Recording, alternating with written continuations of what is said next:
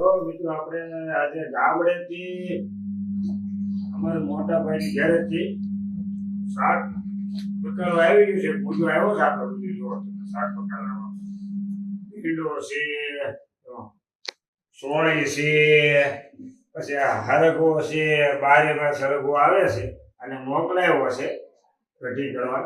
અને આપણે ઉનાળુ સિંગ એટલે વાવી હતી તો ભાઈ સિંગઈ મોકલાવી છે.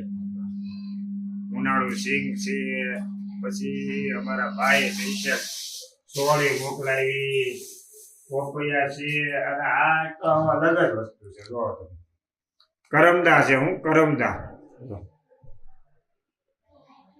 બહુ જ મજા આવે, જોરદાર. આપણે આ કરમદા છે, આ બધું ગામડેથી આવ્યું છે. આપણે એનો આભાર માનશું અમારા મોટા ભાઈનો. ત્યાં 45 ડિગ્રીમાં આ બધું ઉતારીને બસે મેલીને પુગાડવું એટલે નાની વાત નથી મિત્રો.